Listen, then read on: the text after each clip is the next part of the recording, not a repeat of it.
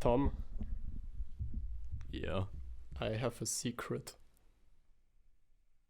You have to say I'm going to find out one day. You know, we wanted to make this quote and so on of Oh, Inland Empire.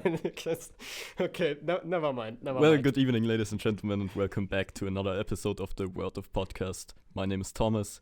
And my name is Philipp. And before we are going to talk about David Lynch's film Inland Empire, I have the great honor to introduce you to our first guest. His first name is Jason. I'm not really sure to pronounce your last name. I'm really sorry. You may know him as the director and writer of an autistic film. Yes. And yes, Jason, how are you? Hi, yeah, I'm good. Yeah, it's Impey. My name's Jason Impey, and yeah, all good, thanks. Pleasure to be here. Yeah, well, thanks for taking time for us. Yeah, and I'm looking forward to talking about this one. I think I'm maybe just going to start to maybe describe the movie Inland Empire as good as I can. As far as I'm concerned, it's about, and this is really hard because it's like this crazy experimental improvised surreal picture, but if I had to break down the story to an extent of this movie, I would say it's about a young girl watching a movie on a television set about an actress who was a former prostitute from Poland, and quite honestly, it's just about a woman in trouble, as David Lynch puts it. And yes, she goes through all kinds of weird character transformation because she's haunted by this past and by the possibility of her essentially being like a whore, and that's what she has to face in this role that she is taking as an actress. And yes, you probably, none of the listeners who don't know the movie have any clue what I'm rambling about. So, Jason, I probably am just gonna ask you what you think about this film. Yeah, I mean, I do think David Lynch says it best when he just says it's about a woman in trouble. It is a good summary, but to me, the actual film speaks to me as an actress who is preparing for a role, loses herself in the character she is playing. So the film looks at what actors go through, especially on the method approach of personality and losing themselves and becoming someone else while creating a piece of art. So I do find it quite in depth. It's quite a crazy experimental piece, this one. It's definitely not for everyone either. But this is a proper definition of art house cinema, if you ask me, and a very typical David Lynch film that has a lot to say in a very bizarre, unique way, and presented in a wonderfully strange way. Yes, I totally agree. And before, Tom, I will ask you immediately what you think about all of this, but would you agree, as I have explained, that all of these weird references to Poland and so on, so you know, there is this new neighbor of Laura Dern, and she is like speaking Polish and is telling her this fairy tale from Poland and so on. And then later, Laura Dern gets asked if she is able to speak Polish, and she says, "No, I'm sorry, I don't understand this." But then those Polish older people look at her and say, "Well, I think you do understand us," and so on. And then we are cutting back and forth into this Polish prostitution scene, basically. And would you agree that it is a valid interpretation to say that she has a past as a prostitute, maybe in Poland or something else, and so she's making all of these weird connections because the film that she's working on as an actress is a remake of a Polish fairy tale or some film production and so on, so that she's haunted by this kind of past and has now to face this kind of inner demon and what her personality actually is and so on. I mean, do you see this as well? Well, I think that it could actually be another character she's played in the past. So the first half is quite structured, and then when it takes a turn in the second half, I feel like it is a merge of characters she may have come across and played herself, all kind of getting confused and messed up in her head, and us, the audience, are stuck Yes, in it's her really head. interesting. Now I have to ask Tom. Tom, what do you think about this? Yeah, I mean, I agree with what you have said so far. It is a really hard film to describe, not only because it's very ambiguous and weird, but also because it's very long. And it's been a couple of months, I think, since I last saw it. So I'm sorry if I can't exactly recall what happens in the film. But yeah, I think another, or maybe a similar interpretation would be that the actress has to deal with some kind of trauma, maybe even childhood trauma or whatever, from when she was in Poland or Eastern Europe, came to the US to become an actress, and now she gets this PTSD or whatever that drives her into this weird mental state she's in. I think that's a possible interpretation. Yes, and obviously there are all kinds of layers, and that's because, as far as I'm concerned, this movie is like a compilation of all kinds of weird short movies and an experimental miniseries, I guess, called Rabbit or Rabbits, that David Lynch made with his friends, just I guess just for fun or something, and then he edited it all together to this 3 hour beautiful mess. And yes, I think that's just really fascinating that he actually gets something like a coherence out of this.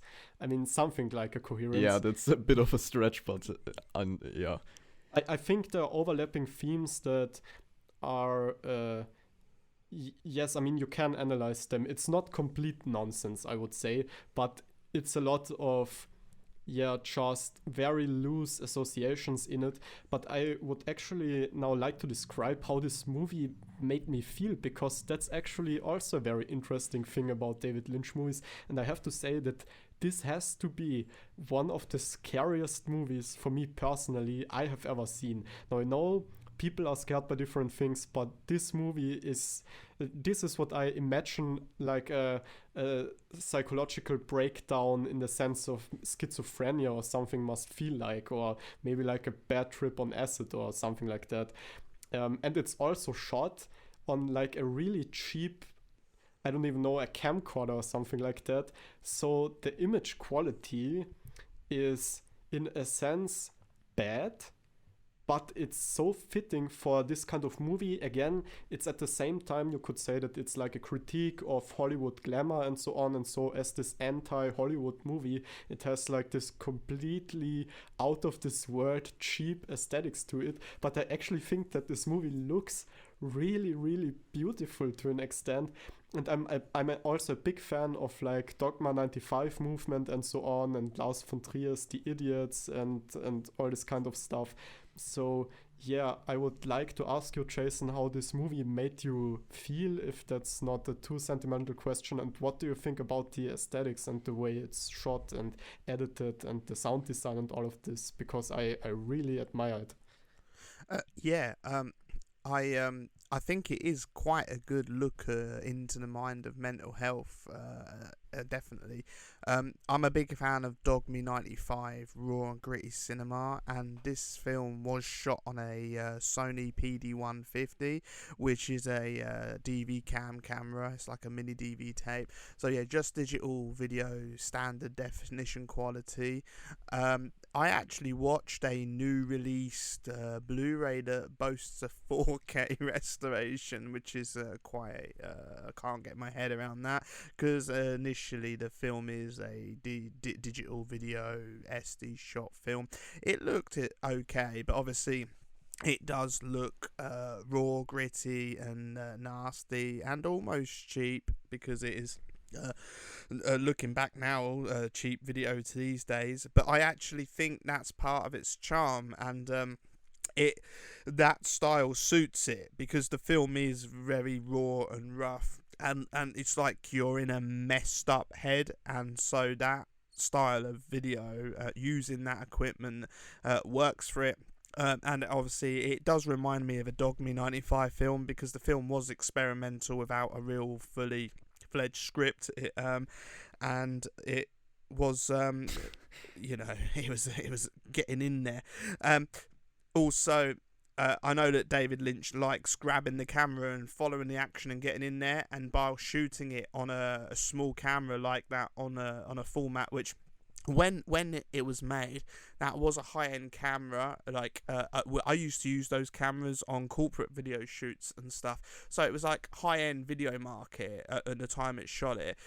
Still nowhere near like the 35mm and the Hollywood films at the time, the quality they were pumping out. Do you think, because that's an interesting idea to me, and I wondered about it, I've actually never researched it, but what do you think of the possibility of AIs like re-rendering like an old movie that's in a really bad shape, and just with the power of AI, I guess, getting a better quality out of it, because they can, I don't know, guess what the pixels have to look like and so on to make a complete 4K image, let's say. What do you think about this? Yeah, so I heard that AI might have been at play for the restoration of Inland Empire. I find it quite scary. I do like to see the film how it was meant to be seen. So, like, a restoration of an old 35mm film's pretty good, because, that is kind of how the director intended it, and it looked back in the day to people really when they were looking on the 35mm projector. But a film like Inland Empire, or say you took like a Dogme film like The Idiots by Lars von Trier, which I've heard had a 3K scan, which again I'm a bit I wonder if they've used some AI on that. That's scary, because you're kind of altering and changing the image. It's not really how it was seen back in the day either, because when it was made, it would have been very like digital video looking. But yes, yeah. For sure. Tom, what do you actually, do you actually like the movie, Tom, or what are your feelings about it? I mean, yeah, that's the thing. You've said it's important to mention how the film made you feel, and I think that's the biggest problem I have with most David Lynch films that I've seen, that they usually don't really make me feel all that much, to be honest. I mean, I watched this film, and while I was watching this, I guess I thought it was interesting, and I also appreciate at least the aesthetics and what it probably did for filmmaking back in the day. In 2006, I think it was released, probably made a bit earlier. But it really didn't make me feel that much. I mean, you said for you it's one of the scariest films you've ever seen. I don't know. I guess I just don't get it, or I don't know. Yeah, I don't really like this film, but I don't really hate it either. That's the thing. I'm pretty neutral on it. Yeah, Tom, I think you really do not get it. Yes, I think what can also be said about it, it's like, I wonder if you'd agree, but there is a kind of, I would say, like a classic David Lynch trick that he's playing, and I would categorize those movies like Mulholland Drive and Lost Highway. You could even say that they are some kind of a thematic trilogy, I think, together with Inland Empire, because what's kind of the thing that David Lynch, I think, is trying to do is take genre conventions and also those kinds of personality that we construct for ourselves to feel cozy and so on. And genre conventions make you feel cozy as an audience. So those two things kind of, he sticks them together kind of, and then he's breaking apart the genre conventions with all kinds of surreal and scary, I don't even know how to call them, associations or whatever you want to call them. And at the same time, he is showing, by doing this downfall or meltdown of this kind of personality that the protagonists of these films have constructed for themselves to feel cozy, like an audience member who watches a genre movie with special genre tropes, where you have to guess, okay, who is the killer, and at the end you get the resolution and so on. David Lynch is like, okay, who is the killer, and then he just destroys all of these genre conventions, and at the same time destroys the personality, the character, and so on of the protagonist of those movies. Do you think that that's an accurate characterization of those three movies, and maybe even other David Lynch films like Blue Velvet and so on? I think that's a pattern in his filmography. Yeah. I mean, are you asking me or? Yeah, I'm asking you both. Well, David Lynch doesn't like playing by the book, does he? A majority of his films are almost dreamlike. He plays with the narrative structure. He has done the odd film. I think Blue Velvet is actually quite a traditional made film. It's quite structured regarding story and how it's Yes, but told. I think in this movie it's quite interesting because I think the ending is kind of really positive to an extent, and I love this end credit scene where they are all dancing and power and so on. Tom, you would have to agree, Tom, that this is really fascinating, and that also because it's kind of funny, but this movie is also pretty funny, I have to say. Like, for example, when Laura Dern gets this phone call that she has the role, and then she's like screaming around, I got it, and so on, and then you see her butler, and her butler is like dancing in the background. Like, it's so weird. But do you think that this movie is funny? Yeah, I mean, again, I don't dislike this film by any means. It has its good aspects. It is funny at times. It is dramatic at times. It is thought-provoking, sure. And then it's also empty a lot of the other times. Or for a majority, I'm not sure if it's for the majority of the movie, but at least for quite a bit of the film, I just didn't feel anything of that kind. That's kind of my problem, why I'm on the fence about this film.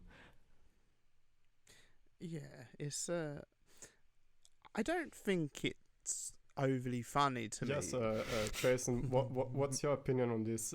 Do you also think that this movie is funny? Because as we've talked about it till now, I think most people would think that this is just a straight up psychedelic horror movie or something like that, but I think it's actually quite funny. What do you think? I think it's got quite a serious tone. I wouldn't overly. I do see it getting compared to being a horror film. I think it's got like horror elements and style, but to me, it's as I said, it's an art house drama, not so much a horror, but it shows the horror of mental health and what life can throw at you. But I didn't find anything overly humorous. Maybe it's got a bit of dark humor.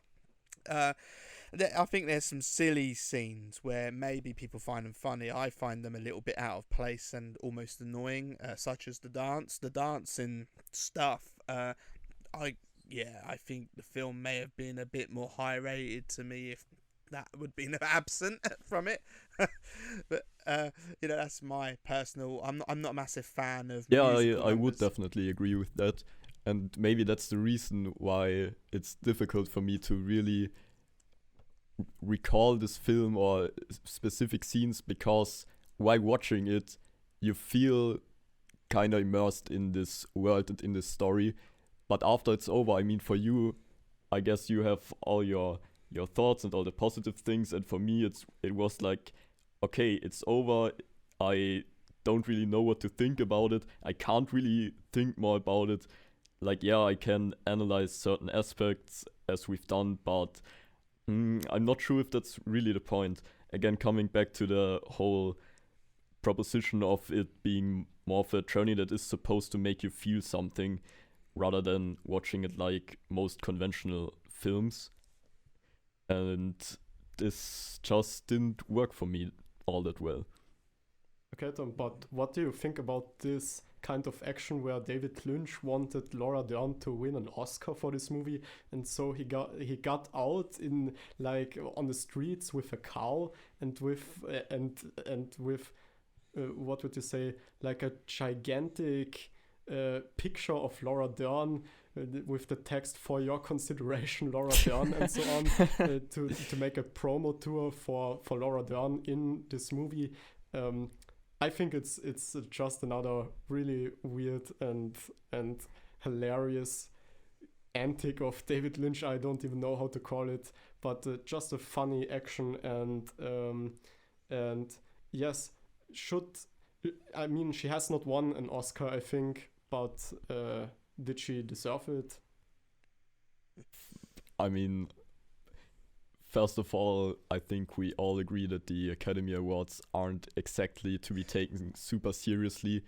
But if we're actually talking about did she give the best performance of 2006, I have to say I have no idea what other films came out in this year, so I have no comparison.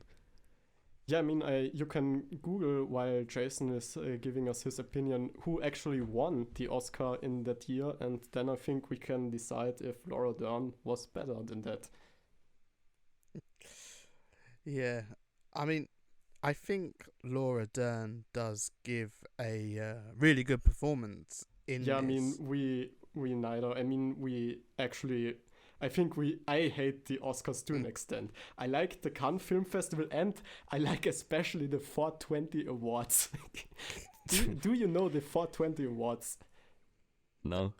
It's the funniest thing. It's by this guy. His name is Derek Savage, and he has made the Cool Cat movies. I don't know if you are familiar with this at all. And he also has now this award show. It's called the 420 Awards, and it's about movies, music, and weed, basically. But I mean, it has nothing to do with weed. Just it's him and like his friend, and they are stoned, and they are giving like prizes to movies, and it's absolutely hilarious. And I think this day or last day, but I think it was actually today, the new the 5th annual 420 award went live on YouTube, or I don't know, so you can all watch it, and I highly recommend it. It's absolutely hilarious. Derek Savage is a really in also easily as insane of a filmmaker as David Lynch, but just in a completely opposite direction. Although I have to say, Cool Cat is kind of Lynchian from time to time, because it's so bad. And that's actually also something that I would have to say is so strange about David Lynch. Some of his scenes seem like incredibly awful, like just bad cinema, but it's somehow it transcends this kind of awfulness of like a Derek Savage and just completely accelerates to the opposite of being bad. But with Derek Savage, it's actually just bad and also incredibly strange. So yes, the 420 Awards. I would love to get nominated for 420 Awards. I would actually go there because no one else is going there.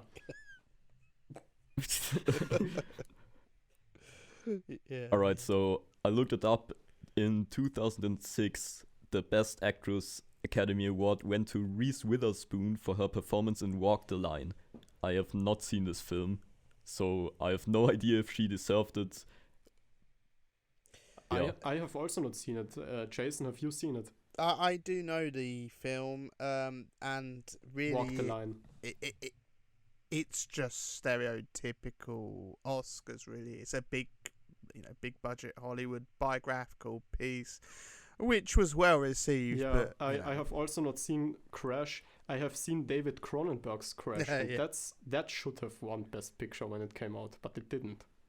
Yeah, the 2006 Crash swooped the Oscars back in the year Empire came out, and it was a good film. It was a good film. again, a Hollywood-esque film that an underdog movie like Inland Empire won't have a chance because it's quirky, it's out there, it's not traditional. These Oscar-winning films, Walk the Line, Crash, they're traditional made movies, and Crash was an interesting definitely town. I think if you want to see those kind of movies win awards, you really have to look at film festivals from all around the world, but not the Academy Awards. Yes, all right. So I think is it already time to get to a closing of this? I mean, we have like 4 more minutes. If anyone has anything else to say before we get to the final statement. I have a question actually for you, Jason.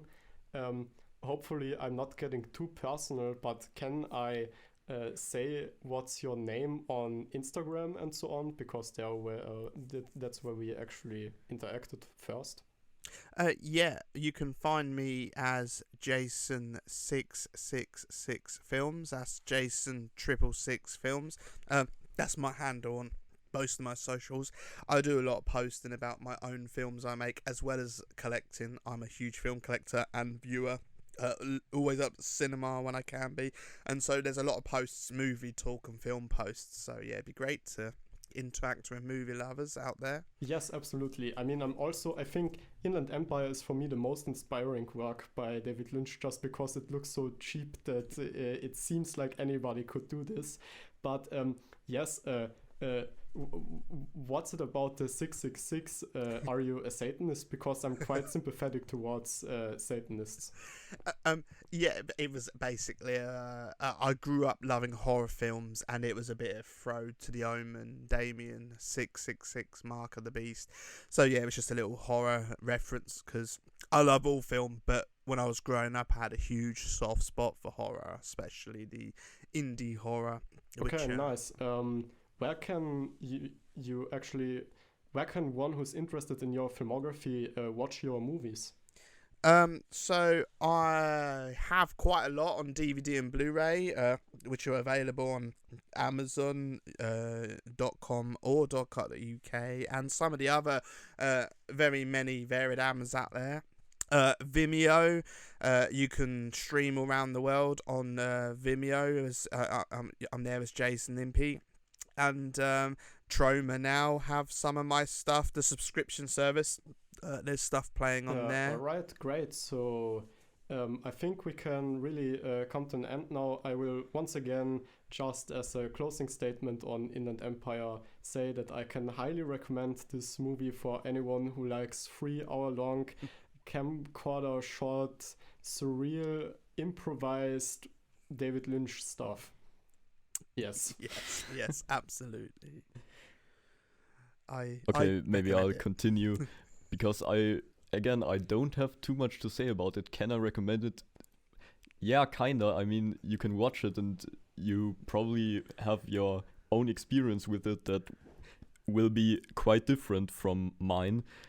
You might love this film like many people do. You might hate it like probably also a lot of people do. Or you might be neutral about it like I am. It's definitely one that you can watch once and then you'll know what you have with it. I don't think I would say you should skip it or whatever. If you're already a fan of David Lynch, chances are you'll probably like it. Yeah, I agree. All right. Yes, then, Jason, if you have anything more to say, some closing statements or anything, yes, the floor is all yours or whatever. Oh yeah, no, great. Thanks for having me. It's been a pleasure. I am a huge fan of David Lynch, and I do recommend his work a lot. Inland Empire's a good one, but maybe if you're not overly familiar with David Lynch, start off with some of the shorter pieces and maybe less heavy, although all of Lynch's films are heavy, but stuff like Eraserhead would be a good entry, and I do believe Blue Velvet is a very strong film of his and a little bit more structured, as I've said. So yeah, I recommend going into maybe that one. and work your way up to Inland Empire, which is an epic, long, heavy, deep film, which I personally enjoyed. But as I said, yes, I totally agree. And so thank you once again for taking your time to speak with us and so on.